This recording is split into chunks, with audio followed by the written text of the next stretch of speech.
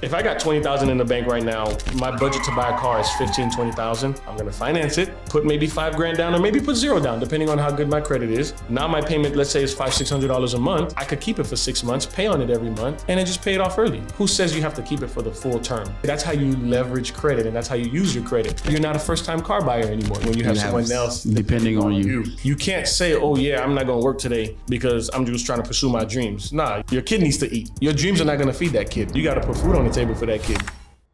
This is Pierre Remy, North Miami Senior High alum, class of 2005, a father, husband, and finance professional who turned early hustle into real estate investing, all while teaching his community that credit is a tool, not the enemy.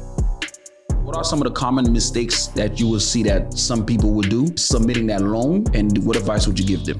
If you know how to use your credit, it's not a bad thing. And it's not even using it, you're gonna leverage your credit. Haitians love using cash. They don't believe in credit. But the only reason why they don't believe in credit is because they weren't educated on credit. Unsecured money is not the same as secured money.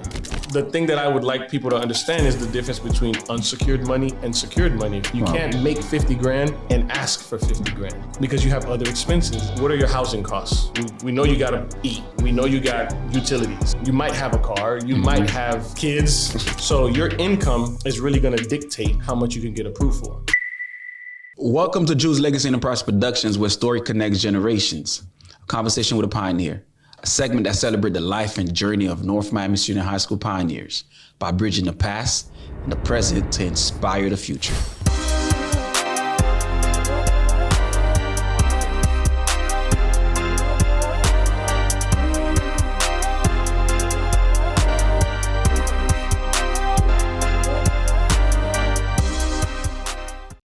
Behind every name, there is a story. Pierre Remy, an alumnus from class of 2005. He's a father, he's a husband. It is with great pleasure to have him here in the studio for a deep conversation. Remy. Talk to me. What does it mean to be an alumni? I mean, an alumni is one thing, but alumni of North Miami Senior High is another thing. Okay. So it's just, North Miami is who we are. North Miami Senior High, I feel like, made me. And I feel like North Miami Senior High made a lot of pioneers. Of course. So that's what it really means to be an alumni from North Miami. Because I think everyone that you speak to from North Miami, they're proud to be from North Miami Senior High. Facts. You know? Facts. So it's not, and you know, you see this from people who, you know, graduate high school, graduate college, they talk about the schools that they've been to. Like North Miami Senior High is one of those elite schools that we see in our community. So that's what it feels like, bro. I love being from North Miami. I love being from North Miami Senior High. So I couldn't have graduated from a better school, bro. Walk us back through like your upbringing. I mean, I'll be honest with you, bro. Like, I was, you know, when people ask me, you know, where I'm from, I'll say North Miami, and then they'll say, what school you went to? Right. And it's such an easy answer. North Miami Elementary, North Miami Middle, North Miami Senior High. So I'm all three. All three. The original North Miami Middle. You know, the North Miami Middle doesn't even exist anymore. Facts. So, and I literally, everyone knew where I stayed, bro. I grew up right there on 135th and 9th Ave, right across the street from the senior high, right next door to the bank. So growing up, I was North Miami, everything. You know, I had family members that worked at North Miami PD. My brother obviously graduated from North Miami Senior High. He paved the way, you know, coming into North Miami in 9th grade, and just grew up from a hard working family, bro. Mom worked at a nursing home. My father worked at a dealership, you know, and they were hard workers. And they instilled the work ethic that I have now today, bro. I want to ask you this personal question, right? Oh, love. Listen, right? Listen. So there's always this mindset that the closer you live to the school, the more the tardier you get to school. Yeah, that's true.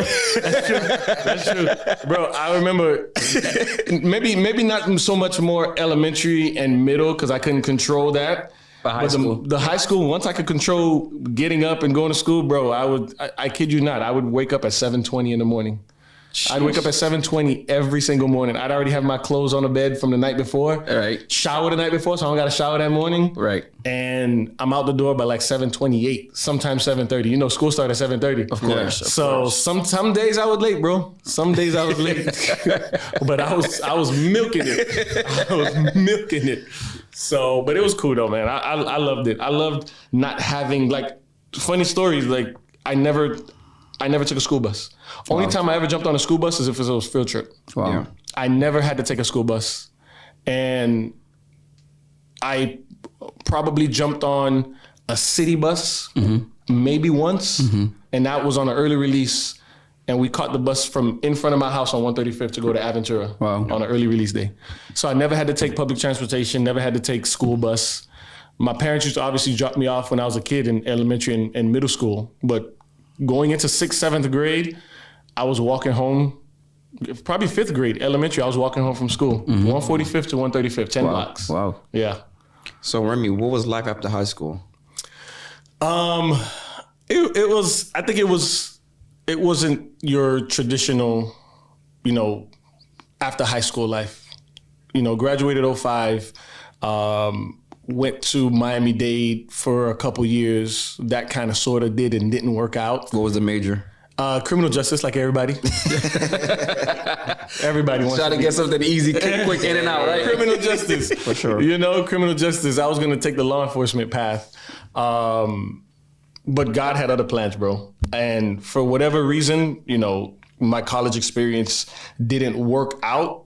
I had a kid. I was born in 05. I graduated 05, had a kid in 07. So I was 20 years old. I graduated at 18, had a kid at 20. Sheesh. So you were kind of forced to, and there's still no excuse. I still could have went to school, which I kind of sort of did, but my mindset was more hustle, right? So I kind of was out there trying to get money for wifey, for my kid, and trying to make ends meet, which everything worked out, bro. Everything worked out. There were a lot of ups and downs, but in the end, everything worked out. So life after high school immediately was up and down.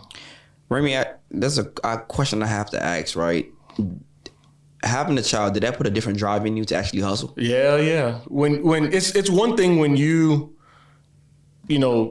depend on yourself, but it's another thing when you have someone else depending on you. Someone who didn't ask to be here. Who didn't ask to be here, right? So, and I try to tell people that I know, family, the youth, and it's like, if you're young and you have no one depending on you, you can pretty much do whatever you want. You can try to be that model. You can try to be that actor. You can try to be that ball player, because right now you really don't have people depending on you. Facts. 9 times out of 10, you probably still live at home with the parents, and you don't have much bills. Right. But the moment you bring a life into this world, all that has to change. Now, it doesn't change for some, but it has to change, because you have to make that kid now the priority.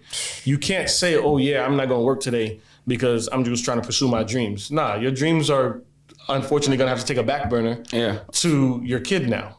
Your kid needs to eat. Your dreams are not going to feed that kid right now. Of course. Now, that doesn't mean that after you get off work, you still don't pursue your dreams. Pursue your dreams, but you got to put food on the table for that kid. Right. So my mindset, once again, was a little different. I had to grind. I had to hustle. I've done everything. I've sold cars. I've done door to door. And I'll kind of shout out myself a little bit, but and he knows this, but I don't know if you guys know Ken from Chef Creole, right? Yes. The owner. Yes. They didn't have a social media back in the day. And I learned marketing, I learned PR. I went to Ken and we had a good conversation, and then I started the social media. So their Instagram right now, their social media is because I started it for them. Oh, nice. Yeah. So I and then the same thing with D at Purple Carpet. That was one. D. Nice. Those were 2 of my first contracts. I walked up into Purple Carpet, didn't even know him from a can of paint. And then we had a good conversation. I'm like, yo, man, you guys need a social media. This is when Instagram started popping. And he was like, yeah, man, you want to control my Instagram for me? I don't know none of that stuff. So I'm like, yeah, for sure. So we agreed on the price. And I would literally go there every day, take pictures of new clothes, post them, start their Instagram. Same thing with Chef Creole. Wow. I'm in the kitchen taking pictures of plates, taking pictures of people eating food. Wow. Started their Instagram, same thing. And then they kept those same accounts till today. Oh, wow. And I know D. I go there every now and again and we have a conversation. I spoke to Ken a couple weeks ago. We have conversations all the time. And there's still other things that we're looking to do beyond, you know what I mean? Because we're looking to, I won't get into it, but there's certain things that we still talk about to this day. Oh, wow. So, and I still love Chef Creole. Of course. I had a plate before I went to LA. I had a plate of steamed shrimp. But they say they have it at the airport now. They have it at Miami Airport. They have it at Dolphin Stadium too. Oh, nice. Yeah. If you don't mind me asking, is that the same person you had your first child with? Is that who you ended up marrying? Yep. That's dope. 2 kids. That's Two it. kids? Yeah. And a vasectomy. I'm out. That's it. I'm out the game. So you have one that's 18, one that's 4 years old. No, 8. 8. One is 18, one is 8. Yep. 18 and 8. Wow. Yeah. And how's being a girl dad? I love it, bro. I obviously, every man wants a son, Of course. but sometimes God sees it a different way. And he blessed me in other ways to having a son, because I got a bunch of nephews. I got a couple of godsons. So I got boys in my life. So you're not trying no more? Nah, I'm out the game. No. That's what a vasectomy is, bro. Oh, you was for real about that? Nah, I'm serious. Nah. I'm out the game, bro. I'm done. I'm at that stage where my kids are self-sufficient. And like, I'm not into that diaper stage, car seats and strollers. You're done. I'm out the game, bro. Yeah. It's time for us to travel and have fun. Because I can move how I want to move now. Yeah. So Remy, you've been with this individual for at least 18 years. 20. 20. But I'm saying 18 because at least, because I don't know how long you guys been together. But as far as with nowadays, relationships don't usually last that long. They don't, but that doesn't necessarily mean that we haven't gone through our ups and downs. Of course. But I think when you have a strong foundation and you center it around God, then it makes it a little bit easier. And and once again, we met Young. We were 18. You're right. We were 18 years old when we met, 19 years old when we met, really. So it's like we were both immature, and so you go through those stages of immaturity. But as you get older, and then having the kid, it kind of like matures you a little quicker, and then you grow into the adults, and then you make the decision that you're making. Right. So, bro, it's been a while. So what do you guys do to keep that relationship together? Communicate, bro. Communicate, talk a lot, open conversation. And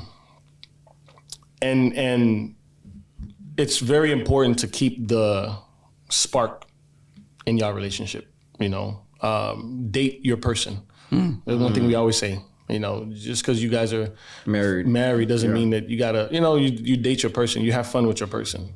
But it's your person. You gotta know your person too. So Remy, you've seen 2 different pregnancies with your wife, correct? Yeah. Now, females usually go through postpartum, right? Yeah. But I want to ask you, did you go through any type of postpartum during these pregnancies also? I'll be honest, bro, no. I didn't, bro. I was on... You was on go. I was on go mode. And it's probably the way, my dad raised me, in most Haitian households. Correct. If you had lucky enough to have your dad in your life, most Haitian men raise their sons to be tough. Tough. You're not crying. You're not, can we curse? No, we're not cursing. Be yourself. We're not cursing. But, you're not, just toughen up. And that's when my dad was real big on met garçon sous. Of course. He was real big on that.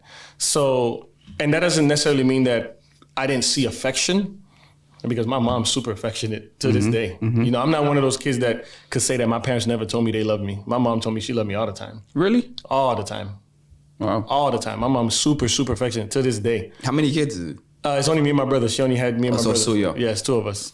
So she told me she loved me all the time. So that I didn't really see not saying that I didn't see a need, but it just didn't spark me. I was happy that I had my kids, but once I had the first one and I had the second one, it's like, I got to keep going. There's really no stopping, I just added a second one. Now it's really more. There's more bills. Of course. More expensive. Of course. So if anything, leave her to the depression, leave her to the sadness, leave her to the postpartum stuff respectfully, but I got to go. You got to go hustle. I got to go hustle. And then she bounced back too. Same thing. She's a hustler too. So yeah, it was easy. So what do you do full time now? I'm in finance. Okay. So right now I'm in finance full time. That's just the broad scope of what I do. And then on the side, I have my own real estate company where we invest in real estate, So that's the ultimate goal, because essentially working for someone is not going to get me where I need to be. Yeah. Right? I do very well for myself, but the ultimate goal is financial freedom. Of course. And there are only so many different avenues you could take to accomplish that financial freedom. Real estate is one of them. Right. Because one thing that people are always going to need is a place to live. 100%. It doesn't matter. Right. They're going to always need a place to live. And the other industry that I'm in is finance. They're always going to need money. Of course. It doesn't matter where the country is. People are always going to need money. So I'm tapped into the two lanes that'll get me to where I need to be. Lane A has already built a beautiful life for me and my family. Mm-hmm. So now lane B is just going to catapult me to that next level. Right. Yeah. So how long you been doing financing? Bro, I would honestly say I've been in finance probably officially since about 2016, 10 years. 10 years. When I started working for American Express. I worked for American Express back in the day, 10 years ago. And that was the first year I cracked six figures in 2016. Nice. Yeah. So, but before then, I was always in sales. Like I sold cars prior to my first job. Actually, when I was 14 years old, I worked at Verizon on 163rd. There was a Verizon on 163rd between 6th and 8th Avenue, where that Aldi is. There was a Verizon wireless store next to that audio shop. And I worked there. That was my first ever job. And I was selling cell phone plans. And then not knowing fast forward that sales would essentially be my whole life. Of course. Like I love sales. Like I love not having a cap on how much I can make. It just all determines on how much I work. Your hustle. Right. And I know my hustle. Of course. So I know, why would I put a cap on my hustle? Why would I go somewhere respectfully that I could only make 40, 50, 60,000 a year? Right. You know, so. But everything is sales. Like life is sales. Life is sales. Life is sales. You start to date this person, you gotta sell yourself. You gotta sell yourself. You gotta sell yourself. Yeah. You are a realtor, you gotta try to sell this house. Yep. You have a business, you gotta try to sell the business, try to get somebody to buy. You know, you're always pitching yourself to somebody. So life, once you understand sales, then it pretty much dictate your. Yep. You know. And I drop that gem a lot with a lot of people. I'm like, and a lot of things that I see, I interact with people in life. My mind automatically shifts to sales. Mm-hmm. Like, if we're having a conversation, maybe it's a good thing or bad thing, but I'm automatically going to think that you're trying to sell me on something. And that doesn't mean it's a bad thing, because I respect a fellow salesperson. Of course. I don't mind you getting the sale as long as I feel like I got a good deal out of whatever we're talking about. You know, like I don't want to walk into a furniture store and you take me to the most expensive bed without figuring out what my budget is, what my likes or my dislikes are. Don't take me to the most expensive bed. Find out what my comfort levels are. If I like a plush, if I like a more firm bed, and then figure out, okay, how much are you trying to spend? Well, this is the category that we have. So those are the more salespeople that I respect. So life is sales. So anytime that you're interacting with someone, you're selling. Whether you know it or not, you're selling. So yeah. Ooh, in your field, what are some of the common mistakes? Like, let's say somebody's applying for a loan, right? They're trying to get some fundings for. Let's start. That's a whole I like that because I try to. But finish your question. So, what are some of the common mistakes that you will see? Like, someone is submitting a loan because it has to go through underwriting, right? So, there's a lot of stuff that people just don't know. Right. Yep. So what are some of the common mistakes that you will see that some people would do in submitting that loan? Right. And what advice would you give them? And Remy, before you give that advice, start with the personal side and then the business. If it's not the same. Okay. It's not the same. Okay. On the personal side, and the thing is, a lot of people, and here's what I would want our community to kind of educate themselves on is, credit is not a bad thing if you know how to use credit. Correct. If you know how to use your credit, it's not a bad thing. And it's not even using it. You're going to leverage your credit. I have a lot of clients, black and white, who just don't understand or don't know how credit works. And they've used cash all their life. And, once again, being Haitian, Haitians love using cash. They don't believe in credit. But the only reason why they don't believe in credit is because they weren't educated on credit. So it's not their fault. Coming from Haiti, who's going to tell them about credit? Right. So the mistakes that I see people make are knowing what your income is as opposed to how much money you're looking for. I'll give you an example. And a loan is most likely, if you're doing an unsecured loan, it means you have no collateral, no liens tied to any of their property or assets. Right. Unsecured money is not the same as secured money. Correct. A secured loan is your car. A secured loan is your house. Right. It has a lien, which means the risk for the lender is less. Correct. Which means if you don't pay, they can repo your car, They could report a house. They could. foreclose on the home. Right. If you get an unsecured loan, there's a lot of risk for the lender, which means that if you don't pay, they're just out $40,000, $50,000, $60,000, upwards of $100,000. Yeah, they're gonna screw up your credit, but what if you say F my credit? I don't care. Right. I just got 100 bands and I'm good. They can try to go after you legally, but that's You could always do bankruptcy and try to bounce back in 7 years. right. So there's ways around it. So the thing that I would like people to understand is the difference between unsecured money and secured money. If you make $50,000, there's no way you're gonna ask for $50,000 unsecured. It doesn't work that way. You can't make 50 grand and ask for 50 grand because you have other expenses. Correct. They have the lender, when it's in underwriting, the lender, they're looking at, okay, you're asking for us for 50 grand, but what are your housing costs? We know you gotta eat. We know you got utilities. Right. You might have a car. You might have Kids. So they take all that into consideration when assessing the file and looking to approve you or not. And the majority of the times, you're not going to get approved. So your income is really going to dictate how much you can get approved for. Also, keeping your debt to income ratio low. Don't have too much debt based on how much you make. Right. You know, once again, you make 50 grand, but your bills exceed or almost are at $5,000, $6,000 a month. You know what I mean? Right. So it does, just the math doesn't work. Keeping your debt to income utilization, your debt to income ratio low, your credit card utilization. I'm all for using credit cards, but you got to pay them off at the end of every month. Don't let that high compounding interest accumulate, because the credit card interest is upwards of 25, 30%. Correct. So once again, when you ask for what are the mistakes, people come in with very, very high debt, not that much in income, and expect to just wipe out all the debt with just one loan. It doesn't work that way. You could buy a house that's 3 times your income, but that's different than you're not going to get a loan 3 times your income. It doesn't work that way. Correct. So keeping your utilization low, debt to income, knowing the difference between secured and unsecured, knowing how much borrowing power That you have. Yes. You have to know that, you know, and sometimes it might take for you just to apply, just to see, or you can just Google nowadays. AI can tell you everything, you know, but unsecured and secured, those are the biggest factors, knowing the difference. Because someone thinking that, I had a client, he told me the other day, he said, I bought 2 cars. So it's like, it's not the same. If you don't pay those cars, they're going to come take them. But if you don't pay your loan, what are they going to come take?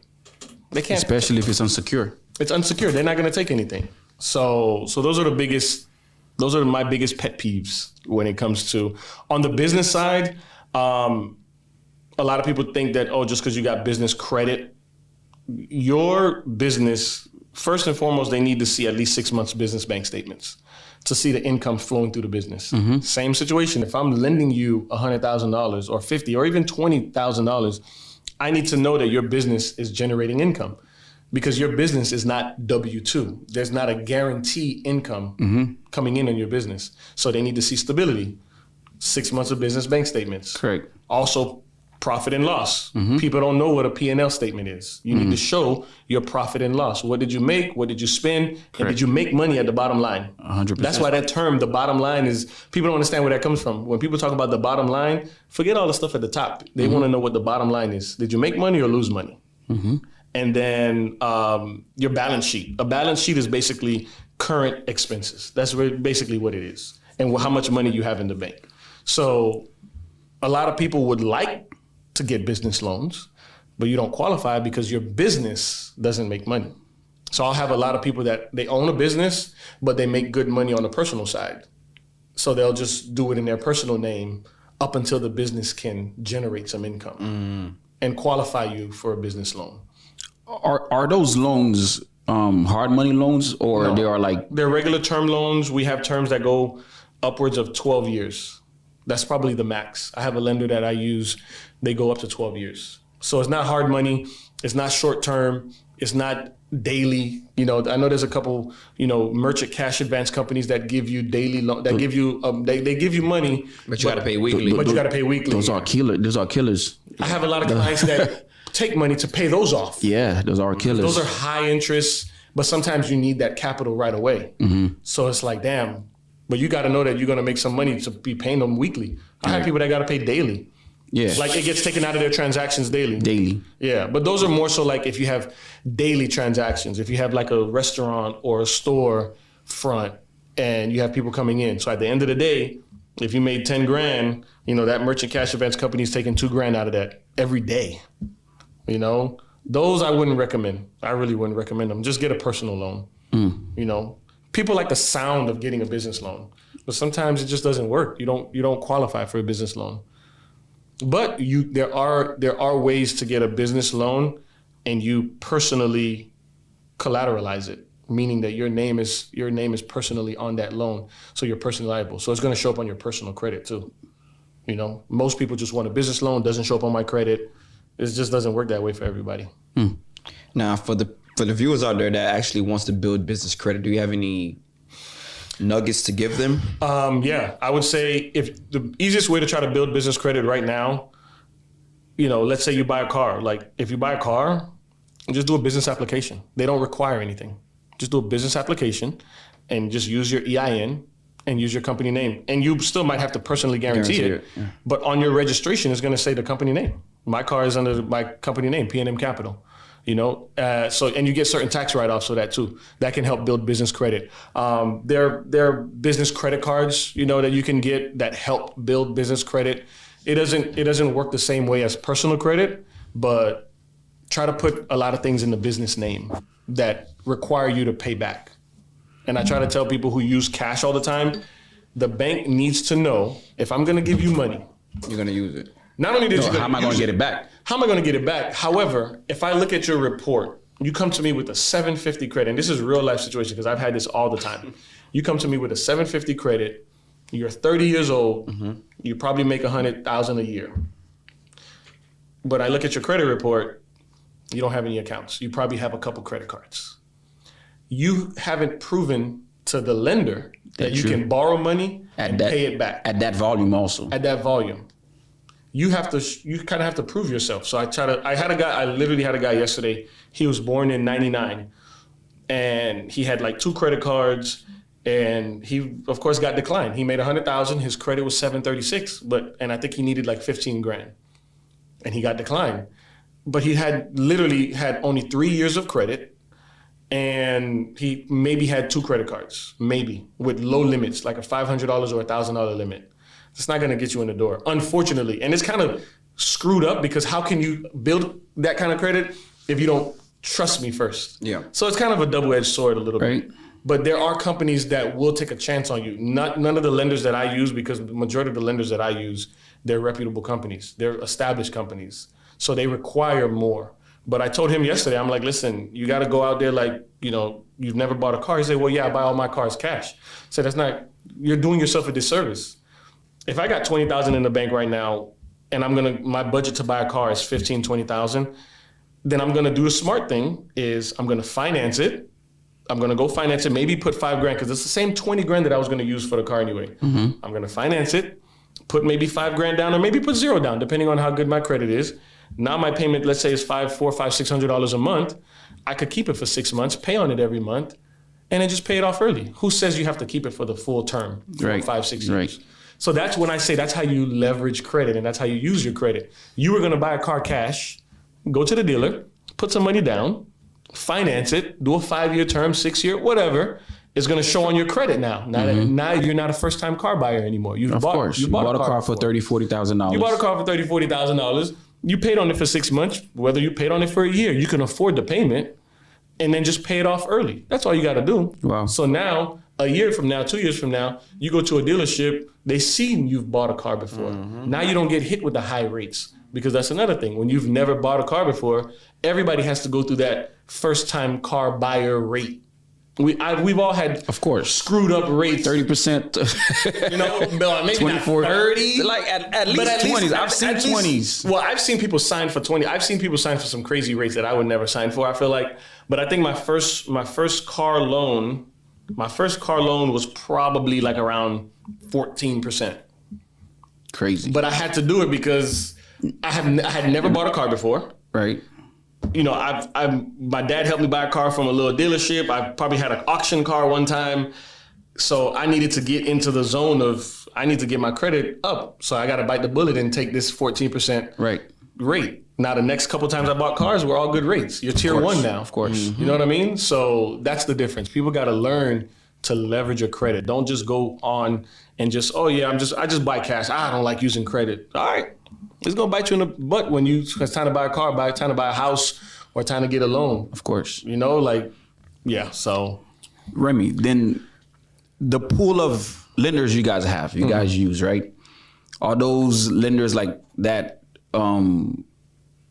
personally have money to lend out? Like, Yeah, let's say, they're banks. so they are banks, they're not individuals. No, these are banks that I work with. Okay. These are banks. These are banking institutions. Okay. They're lending groups. There are lending groups. All right, cool. They're lending groups. These are, you know, and like I'll name them to you off camera, but like these are groups that if I say a name, you'll know. It's kind of like a TD Bank, right? Okay. I don't use TD Bank, but they're very similar. Right. Very similar to a TD Bank, Wells Fargo, the whole nine.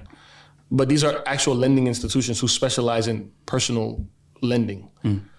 But Remy, you also advised that you're in real estate. Yeah. How did you get into that? It's really having a mentor. Right. One of my good friends who I always say is the epitome of financial freedom. One of my good friends, he has many doors. So Is it commercial, residential? he has all residential. Yeah, all residential. All residential. All residential. Yeah. Okay. And he's not opposed to tapping into the commercial market. It's just timing is got to be right.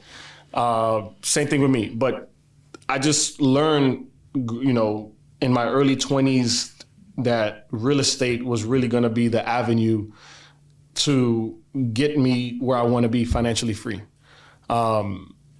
And tapping in with him, tapping in with different people, and learning, reading, and seeing that people are always going to need a place to live. You know, and you know, hindsight is 20/20. So we all wish we would have put, you know, $100 here or $1,000 there, but it's never too late to invest in real estate. So that's why my biggest thing was I need to buy a crib so that way I can sit on some equity. So, and then that's exactly what I did. I bought the crib in 2017. That was my first home. We bought the crib in 2017. We weren't in it no more than maybe 3.5 years, and then we rented it out because, you know, thankfully we had made enough to where we can sustain 2 mortgages. So I'm like, perfect. Now I get to become a landlord and make a little bit extra money. Doesn't mean that that money from that tenant was going to retire me, but it's a start. Correct. So that's where that started. And then now it's opening your mind up to what else is next. You know, let's look into buying, you know, now you just start opening up your mind. It's like, okay, if I could buy the crib, you know, I could, you know, buy a laundromat. Laundromats are one of my goals, is to own a laundromat, you know, and that'll happen one day. So that's a goal of mine because laundromat is a cash cow.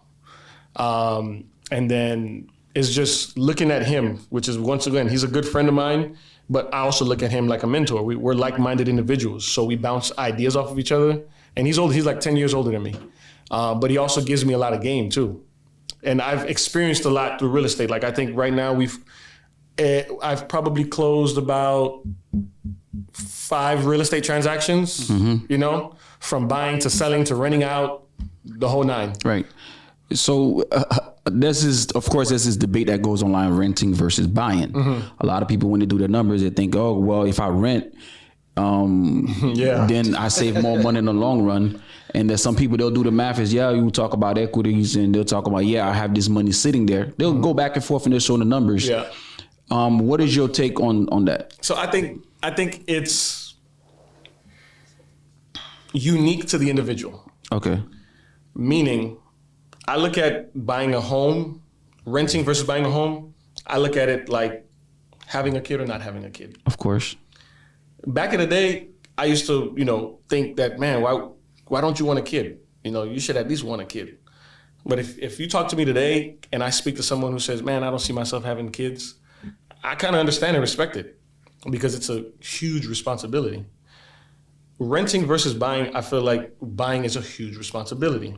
And there are a lot of things that people don't know when it comes to buying. When you're renting, you're more fluid. You can move however you want to move. Mm-hmm. You're not tied to that rental unit, At worst, you just break your lease and you're gone. There's no breaking a lease in a mortgage. Mm-hmm. So you're not as fluid as you are when you're renting. And once again, it depends on the situation. You could be a young 24-year-old and you move around a lot. You never home. You travel a lot. Why have a mortgage that you most likely your taxes are gonna go up, your insurance is gonna go up. Mm-hmm. So you're not gonna pay going into the mortgage, you're not gonna pay the same 5 years down the road. It's always gonna go up. Right. Then there's a lot of home expenses that you won't have when you're a renter. Of course. When you're a renter, something breaks, you just call maintenance. Right. Maintenance comes fix it. When you're a homeowner, something breaks, you call maintenance, but you pay for it. Right. You got to call the AC guy. You got to call the roofer. You got to call the pool guy if you have a pool. These are things that I dealt with. That's why it's literally at the top of my head. Of course. When I bought the most recent house that I bought, it's like the sellers didn't tell us, but the pool was leaking. Oh, that's an expense, right? That's expensive to repair. That's expensive to repair. You know what I mean? So those kind of things. You got to worry about roof. You got to worry about AC. Roof and HVAC are the most expensive ones. Of course. So once again, in my opinion, there's no right or wrong. Yes, there are advantages and disadvantages for both because I once was a renter. I personally wouldn't rent unless I had to. Right. To me, there is more of a benefit to buying a home.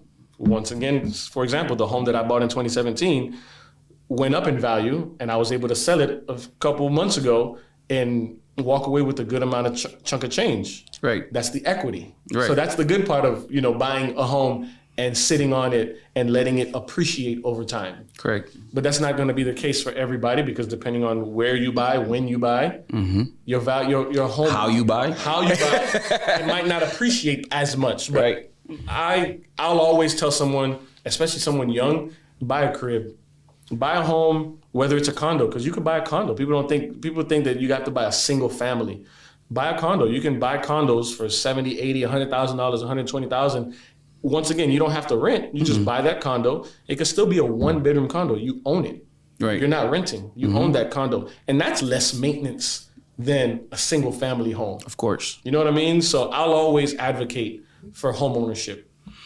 Remy, there's another personal question, right? Okay. You have the Dave Ramsey of the world. Right. Because you keep mentioning as far as how to use your credit. Dave Ramsey mindset is buy everything cash, right? Mm-hmm. If you do buy something with credit, pay it off as fast as you can. Yep. Then you have Robert Kiyosaki. Yep. Right? Robert Kiyosaki been in debt at least for the last 20, 30 years. Yep. And he's been using that and just rolling on that and just building more and more and more and more wealth in his mind, right? Yeah. Which one you're leaning more towards? I'll be honest with you. I'll probably lean more towards the Robert mindset. The only reason why is because the Dave Ramsey mindset is good if you're just a hardworking husband and wife, paying your bills with kids, you got a beautiful family, and that's all you want to do. The American dream. The American dream. Right. Right? Then the Dave Ramsey effect is good for you. But if you're more so looking along the sides of like what I'm looking at is investing, business mindset, you have to leverage your credit. You have to leverage money. You have to leverage other people's money.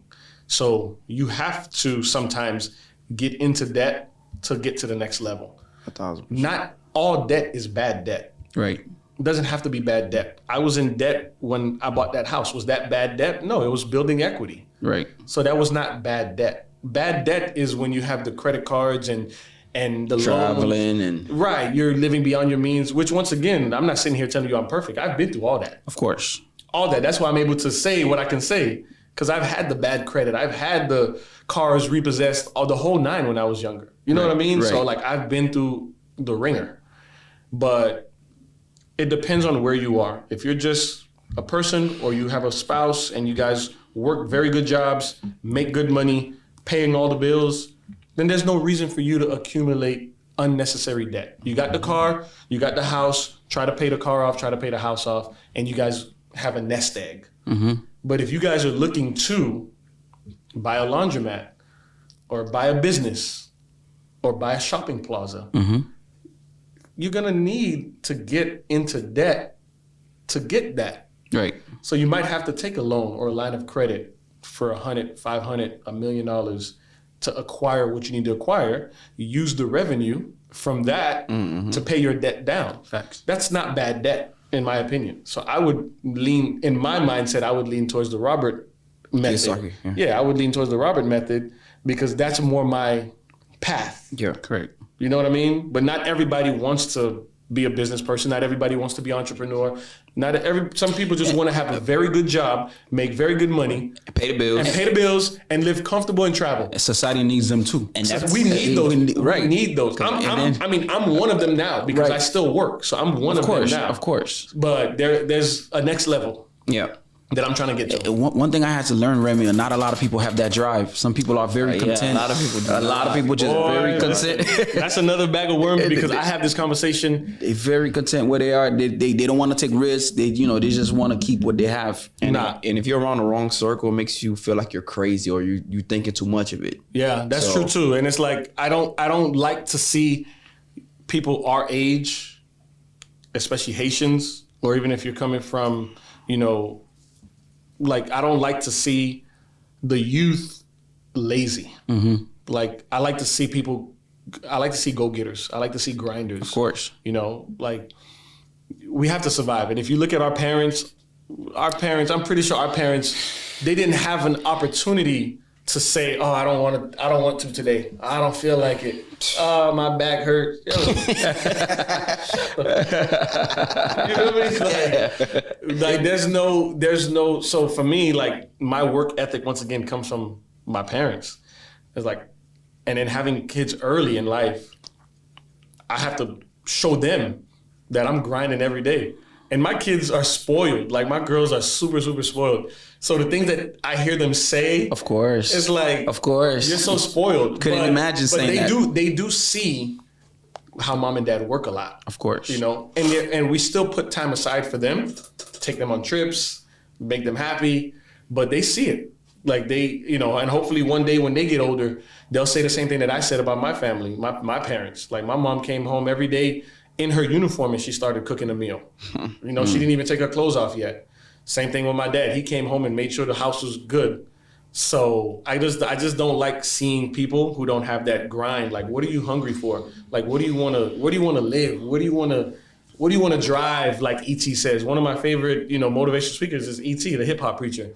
And I listen to a lot of his podcasts and he talks about motivation a lot. Like, why are you just living? Why are you not wanting to achieve more? Like we all should want more. Like there's no way that we're 20s and our 30s and our 40s, like we are in our prime. One of the things that I realized, our parents, they live within their means when growing up, right? Yeah, they did. and Haitians, believe it or not, Haitians had more saved. That's where I was going. Than they led on to believe. But that's true. Here's a funny thing now. There's a reason why I'm saying that, because our generations, we make way more. Yes, we make way more. But we spend crazy. And we spend crazy. Man, I'm talking like, a lot of people don't even have like $1,000 saved to their bank account. Yes. But our people's like a lot of the Haitians now, even now, if you say, hey, they won't tell you they have 10,000 in the bank account. They got it though. They got it. They are penny pinchers. Yeah, man. They are penny pinchers, and it's a good thing that they're penny pinchers. Like, don't get me wrong, I didn't grow up poor, but my parents made sure we had everything that we needed. Of course. We had everything that we needed. So I wasn't the one that we grew up with our shoes talking or ripped shirts. No, Right. we had always had clean uniform. I remember you in high school, man. You was always clean. We always had everything we needed up until a point where, I got a job in 9th grade, 10th grade, and I was able to buy the stuff that I wanted. Of course. At that point. But my parents always made sure we had everything, bro. We always had everything we needed. Everybody has some type of something that they regret, right? Mm-hmm. For me, I could say, hey, Apple stocks when I was in 10th grade or 12th grade were like... But you didn't have no money, though. Right? But at least the knowledge. You understand? Yeah. And then also, Bitcoin was not as what it is, right? I remember Bitcoin dropped down to like almost 10K. Yeah. Right. And then do you have any type of investments that you wish that you... Man, Bitcoin, Apple. I would probably say, we were all young. That's the problem. Like, we were young and, I wish, but so here's what the thing is, right? Yeah, we regret not investing or even not having the knowledge. Yeah, I do regret not taking those things a lot more serious. Because even if I didn't have money to invest, I still could have, brushed up on the knowledge a little bit more to take it a little bit more serious. But I think now it's never too late, right? Meaning you might not be able to invest in Bitcoin now. You might not be able to invest in Apple now and get it, get the return that someone else did 10, 15 years ago. Right. But there's another company that's out there that you can invest in. True. That is a holder. True. And a lot of times we're looking for that quick flip. Mm-hmm. And those investments, as we can see, are not quick flips. Apple was not a quick flip. At all.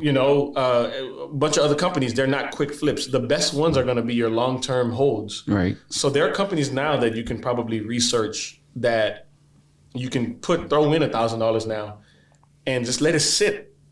Just let it sit for the next 5 years. Just forget about it. Right. Just forget about it. Let it sit for the next 5 years and see what happens. Right. So it's never too late. Yeah, we have our regrets, but it's never too late, bro. Never. But yeah. So, Remy, let's piggyback off real estate, right? You're a real estate investor. What do you see the real estate market going? Right now, the market's going down a bit, right? I already see the market going down. The lines are not out there. There's more availability. Mm-hmm. There's a lot of properties on the market a lot longer than they used to be.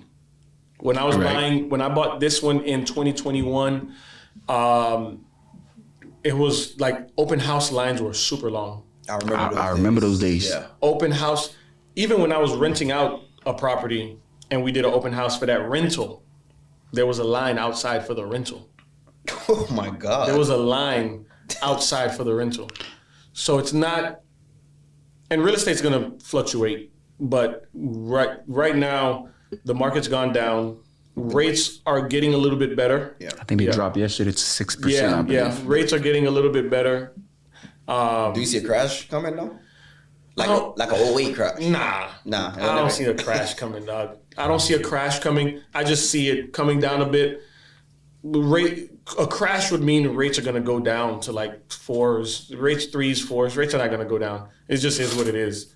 It's going to sustain, but it's just going to take a little dip. It's going to take a dip, and it's going to dip for a while. Of course. You're not going to see that COVID era for a minute because a lot of people were moving from Cali, from Texas, from New York. Right. They were moving here.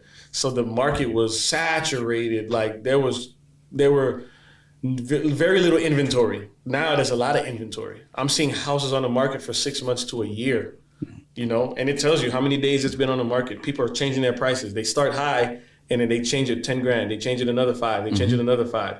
This is because the market's telling you that no one's buying that at that price. Even when I just sold right now and 3 months ago, I had to make sure I adjusted it. My realtor adjusted it based on the comps, based on where everything else is selling. Right. So some people try to get greedy and just try to see what they could get. That was 2020, 2021, 2022, but not now. Remy, you traveled a lot. I get around. All right. What's one of the places that you've been to that resonated with you? I always tell people I love Dubai. I've been to Dubai twice. I love Dubai. If I hit big, or if I could live somewhere, I'd probably live either in Dubai or Aruba.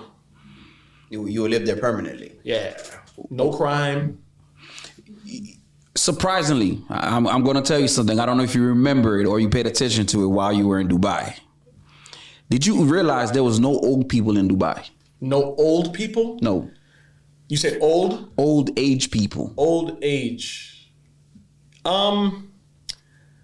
So yes and no, because where we were in the new Dubai is what they call it, the hot spot of Dubai. Of course. Where the Palm Islands are and where the hot spots are, I didn't really see any. But the first time I went to Dubai in 2017, we went to a place called the Old Dubai. I went to new and old Dubai. Yeah. So if you go to the Old Dubai, I did see older people there. It wasn't as beautiful and pretty as the new Dubai. That's where the Gold Souk was and the whole nine. We actually had to take a little ferry across to the Old Dubai. But you're right. Now that I'm thinking about it, there isn't a lot of elderly people. Elderly people. There's not a lot of elderly people that I can remember seeing walking through Dubai Mall. There wasn't. It's a lot of younger people. It's a younger generation. Everything is a little bit faster paced. Everything is bigger. Yep. Everything is on a massive scale. And the elderly, they probably don't want to be around all that. So they probably move outside of Dubai, to the other, countries around. But aside from the weather, because it gets extremely hot. Correct. I'd live there or I'd be in Aruba. Beautiful weather. Like if I can pick, there's nowhere else. I tell people this all the time because I've had that question asked, where would you live outside of South Florida or Miami? There's not a place within the United States that I would live. It makes no sense to me. You wouldn't do Africa? You wouldn't do Africa? I've never been yet. Okay. So I have to only go based on my experience. Of course. So I haven't been to Africa. Maybe when I go to Africa, I'll have a different opinion. But because I haven't been there, I can't say I'd live there. I can't, and I'm not going to judge it based on pictures or someone else's experience. Of course. But the United States, there's nowhere else in the United States that I would live. Bro, we have everything here. We have beautiful weather. We have an economy here. So I was just in New York. I was just in LA. I've been to Texas. I've been to Atlanta. I'm not going to those places. Of course. There's no reason. Of course. What can I get there that I can't get here besides snow? Right. 19 years later, you graduate from high school. You've accomplished a lot. It's been 20 years. 20 years? Nah, 21 years. yeah, 21 years. 21 years. 21 years. I'm thinking about myself because I'm a class of 07. 21 years later, you've accomplished a lot. You've done a lot. You've been through a lot of ups and downs. 2 kids in, a whole marriage in, a lot of jobs. Now you are becoming a little bit more stable in life. Yeah. What now for you? It's the next level, bro. We're young. I'll be 39 this year. This is the tip of the iceberg. Of course. We're just starting out. Like right now, everything that I've been through, life experiences, jobs, ups, downs, mistakes, the whole nine has brought me here to a point where the next level is going to be, the next phase in my life is going to be better than the last phase in my life. That's dope. So all that has brought me to just the mindset that I am in now. Just priority number one, making sure the family is straight. That's priority number one. And number two is just making sure I reach that goal of financial freedom. Dope. Which is coming. It's on its way. Real soon. Remy, you mentioned financial freedom, but is that a number for everybody? As in, is it a number for you? Like I have to make this amount of money monthly for financial freedom? Nah. I want to be able, I'll give you an example. Go ahead. Once again, my good buddy that I was just talking to a little while ago, he called me while I was on my way here. Mm-hmm. He can, on a random Tuesday, Wednesday, just say, I'm going to go jet skiing. Of course. That's financial freedom to me. So there's no number. I just want to be able to wake up and say, man, let's just go out the country today. Go out the country today. I have one. I have a set number. Yeah, let's go out of country today. And I feel like to that point, I feel like that life, it does have a number attached to it, but I'll give you an example. 10 million and 100 million, I can live that life at both numbers, right? Of course. I can live that life at both numbers. Now, that doesn't mean that if I'm at 10 million, I don't want to exceed and go to 100. So there's always a goal. There should always be a goal. Mm-hmm. And I feel like and I heard another good buddy of mine who said his wife told him, if you keep accomplishing your goals, they're not big enough. Of course. So my goals, I feel like, are, for the most part, never going to be accomplished, because even if I accomplish one goal, there's going to be another one that I'm aiming towards. Right after it. So I'm going to keep chasing. So to that point, once again, if you was at 100 million, you could live that life. You could wake up and say, man, let's go somewhere. But does that mean you don't want to get the half a billion? You're going to go for the $500 million. I have a different mindset. I have my number. What's your number? Right, and well, you don't have to share it. No, I'm going to share it publicly. Okay. So, okay. So to work, because the more you manifest certain things, it will happen, right? Of course. Mine is $2 million. I'm gonna tell you why $2 million, okay. Right? I'm talking about $2 million where your cars, everything's paid off, right? And that's just like liquid, where it's like that $2 million, you're not living off of it. Right. It's just sitting in your high yield account. It's sitting in that. It's just sitting in a high yield. We don't want it just sitting. No, of course. Well, like when I say sitting, no. Because nothing we do is just sits in a saving. We don't do that, right? So we're talking about a $2 million. You find at 3.5 to 5%. I think at $2 million, you could start a conversation and at least push for 5. You could push for 5. You could push for 7 if you have $2 million, right? Yeah, of course. Correct me if I'm wrong. You can. Yes, you can. All right. 100%. So if you work and your car's paid off, you have 1 or 2 houses that's paid off, and that $2 million, or you have some type of business that's running, that's paying off your expenses, and that $2 million is sitting there, you're not depending on it, sitting in an account at 7%. At 5%, that's $100,000. That's like $100,000 a year that's coming in regardless. Yep. Right. That's at 5%. At 7%, you're adding a little bit more to it. That's $10,000 a month. So if I work to get to that number, I could get up and leave and do what you want. Yep. So you got to have a number. That's why I said that, because you got to have a number. I have my number in mind. That's with everything else paid off. That doesn't mean that I'm not going to strive to get more. But in life, I've learned that at some point you got to get content. You got to you got to come to a realization where, because the more you strive, don't get me wrong, the more you strive, the more money you have, you're going to try to get more. And guess what? The more problem you accumulate with it. So with me personally, my content number would be $2 million. Everything paid off. I like that. 7%. And you trust me, you're 100%, you're not wrong. On the flip side, right? You're about to go with the funding. On the flip side, not only that, but on the flip side, I think if you work and you grind, you'll hit that number and you won't even realize it. Of course. Meaning, I'm not chasing the number. I'm not chasing for you get what I mean? So I'll give you an example. My day job now, right? I'm not chasing a certain income per year right now. At the end of the year, and don't get me wrong, I know what I make every month. I know what I make, but I know the more I grind, the more that number's going to be bigger. Of course. So to your point, the 2 million, if 2 million is the goal, which is perfectly fine, 2 million can be the goal, you're going to lose yourself in the work so much that when the 2 million hits, you won't even know it hits. And you're going to be like, damn, like I wasn't even chasing that next contract. I wasn't even trying to get that person to pay me an extra $100. I wasn't even trying. You see what I mean? The work, you let the work itself out. Of course. And then it's just going to fall in place for you. Of course. So that's why I don't have a realistic number. Chasing freedom. I think the only number that I've ever had is when I wanted to make 6 figures, right? And which should always be a goal. I want to make $100,000. The moment I made $100,000, everything stopped.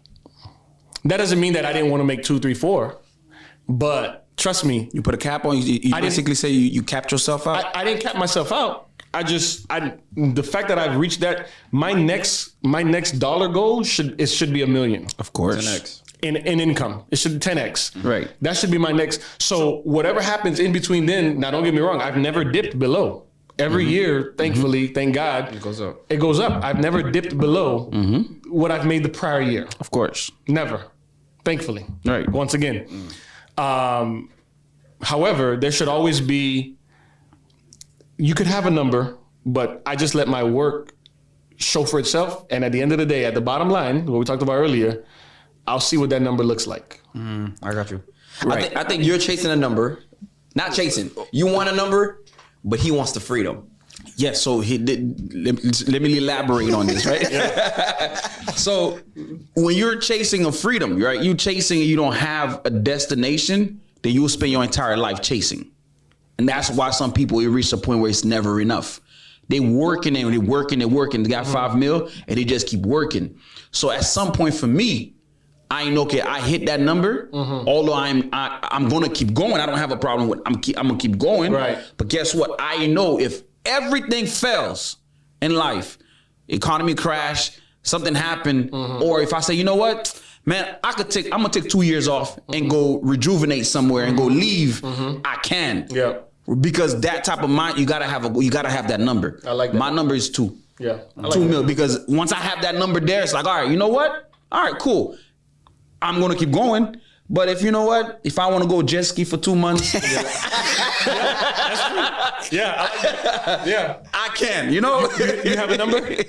My number is, I have a monthly income that I want. It's A monthly income goal. It's $100,000 a month. I love that. I think the minute you get to that, there's nothing you really can't do. Yeah, I like that. You Of can't. course. You could travel.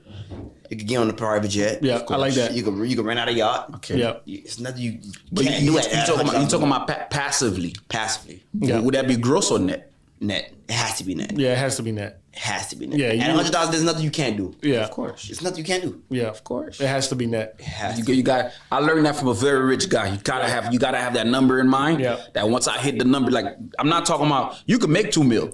Yeah. You can make 2 mil, That's right? true, that's but true. you have so much debt that's with it. Or do you really make 2 mil? Right. Yeah. So I'm talking about where 2 mils. And we see that with athletes, right? We see that with athletes and contracts. Like the number that they post on ESPN is not the number that's going to be put in their bank By the account. time they get Washington taxes. Right. Taxes, expenses, fees. They spend money, bro. Right. So it's like that's not.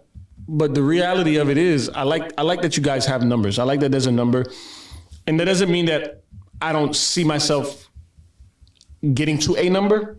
I'm just right now. I'm not chasing A number. I know. a number. Of course. Chasing freedom. Of course. Yeah. I'm just, So I was reading a book by Peter Harris, I think his name is. He's a commercial real estate investor. okay. He mentioned that the number one thing that we have to learn is our rat race number. That rat race number is the number you need to make monthly to live comfortable, right? That means after your mortgage is paid, Yeah. car notice is paid. So that's the 100,000 for you. Now right now it's like, that's not 100,000. My rat race number right now would be around 10 to 15,000. Oh, so he's basically saying realistically right now. Realistically right now, what number makes you comfortable? I see. You Okay. have to know that number. I see. When you make that number monthly, consistently, now you know you're out of the rat race. Yeah. And You're out of the rat race. Because you're still in the rat race if you can't make that number consistently every month. Yeah. So you got to add all your bills together, right? You got to know how much money you want to have left over for the month, right? And a lot of people probably start at like 10,000. Okay. As you know, living in Miami, that's probably Yeah. paying a $3,000 mortgage. Yeah. But you got to know the rat race number, at least that number. You want to know why I said that specific number? Because the most important thing that we have in life. Harping on that too. Yeah. I'm gonna tell you why. Because the most important thing that we have in life, you know what it is, right? It's time. Yes. We can't get it back. Can't get it back. So Yeah. if I'm going and I already hit a milestone, Yeah. right? Because I want to buy back my time. Whether it's to spend with my kids, to spend with family, Yeah. to spend personally, I need to have a goal. Okay, once I hit that, I can start buying the things that I need. That doesn't mean you take your foot off the pedal. Yeah. Right? I'll give you a perfect example. Me and my brother had a very deep conversation yesterday, right? It's a shift of mindset. This is the deepest we went on the podcast. Okay. We had conversation, but we ask questions, but we never go into conversation base, right? So the conversation we had, if right now I have a business and I'm working the business, right? I make money. I'm making money. At some point, I'm gonna need to build a system to be able to make the business run itself without me step back and manage the system. You understand? So now if the system I built makes that type of money, right? I need to have an end goal. At what point do I step back and manage that system? That's what you're saying. You understand? Yeah. So now once I step back, because now, okay, I'm editing, I'm doing this, I'm chasing this deal, I'm making this phone call, I'm getting involved here. I'm less away from home with families, right? Because I'm chasing a goal. Boom, I hit that number. All right, cool. Now I could take my foot off the pedal, right? Put people in place. Let it manage itself as I think of my next move. Because now I have leverage. I have 4 mil. I have 3 mil. I have this. How can I leverage what I've built, the experience, to say, you know what, let me work less and buy more jet skis. So you gotta have, because you can't just if you keep going, you're gonna keep running forever. You're not wrong. So that's how I perceived it. That's why we have our real estate goals. We have our financial goals for our business. We have every year we sit down with, all right, this is all what we're trying to do. And then we build from there. Yeah. I like this. I like what you guys are doing, man. I you guys are tapping into a space that I feel like in this community no one has really tapped into. Right. So, and you guys are getting a lot of traction. So, like, the sky's the limit for you guys. Right. You know, sky's the limit, and we'll talk about like the day-to-day stuff. But like, I see you guys growing, man. Like, we're gonna remember us in this space here. Of course. And We're gonna be on jet skis one day. Jet skis. You know, I'm on a random Sunday morning. You're gonna call me and say, "Hey, we got a new office at the Apple Music building." Yes, sir. Hey, I'm gonna call you. I hit that 2 mil. But that's awesome, man. But yeah, you can't never stop though. One thing, like, obviously we have numbers, some drives, passion, and it seems like everybody's like-minded. Right now, it's just, you always want more. Of course, you gotta hustle. While you're young, you gotta hustle. You gotta hustle. Because right now, like, we're able-bodied. God blessed us with our physical attributes, and God blessed us enough to be able to see, hear. So just use what God gave us, man. Like, of course, this is amazing. Remy, I love working, bro. I love working, and I enjoy the fruits of my labor. Dope. That's the best way I've heard it. Yeah. Because sometimes we go to work, constantly, but we just never know why we keep going to work. But that makes sense. I know why. And that's why no one can ever make me feel bad about doing the things that I do. Right? In terms of enjoying life. Right. Because sometimes you might talk to someone and you might share with them your dreams, your goals, or what you've accomplished, and you say it around the wrong person, it'll come off as bragging. Man. Ooh. Yeah. Y'all about to open up another can of worms, bro. You know? So, and trust me, I've had that, and I get it, but I've never been a hater. I've never been a one to, dim your light to shine mine. Yeah. So, and that's happened, to me. I've experienced that, but it's never changed who I am. I'ma still enjoy life, still take care of the fam, still travel, still have fun, and still work, because no one's there when I'm putting in those 12, 14-hour shifts. 100%. Right. Same thing with you guys. When you guys are here, of course, like they just watch the show. They watch the show, and it's an hour, whatever it is, and that's it. But they don't see the time that goes into the editing, setting up, waking up early, prepping. Of course, changing schedules. I was late. My bad, y'all. And isn't it funny that the bragging spirit always comes from your circles, the people that know you? Yeah, it happens. It happens. A stranger, it doesn't really perceive it to be that way. No, it doesn't. They can either try to, get to know you, trying to grow with you, or they say, you know what, hey, this guy's in a different lane. But the people that's from your upbringing, it happens. I feel like it makes you. I feel like sometimes you do need people to kind of hate on you and, like, of course, keep talk you crap about you. Keeps you grounded. It keeps you grounded. It keeps you humble. But that doesn't necessarily mean that when it's time to pop you pop it. because it's like, yo, like, hold on, slow down. I put in the work. Of course. I put in the work. Of course. So, yeah, sometimes you got to remind them. Yeah, you have to. People always see the end results. But They never see the work. They when it's time to to like the amount of no's you get, the amount of doors that get closed in your face, but the perseverance. And once again, trust me, I'm in sales, so I get told no a lot. Of course. So you don't see the no's. You see the yeses. You don't see the no's. Mm-hmm. You don't see the stresses. You don't see the days that it's whooping my ass. And let me tell you, that's dope. That's dope. So that's dope. Don't keep grinding though. Remy, thanks a lot for stopping by today. Hey, this is your home. Definitely next time we'll have a different segment. We could actually continue off the conversation we had today. And just let me know, man. Hit me up. I'm always, we'll align the schedules, but I'm definitely open to helping you guys out, man. I love this. Any final thoughts? Nah, man, just keep working, keep grinding, and never stop. That's really what it is. Never stop. And at this time, we would like to thank all of our, we want to thank all of our continuous sponsors, AZ Formal Wears, Gourmet Gathering, Chick-fil-A Miami Shores, and Comprehensive Health Center. Most importantly, we want to thank you, our viewers and listening, for tuning in every week. And our Alumni Association, Go Pioneers.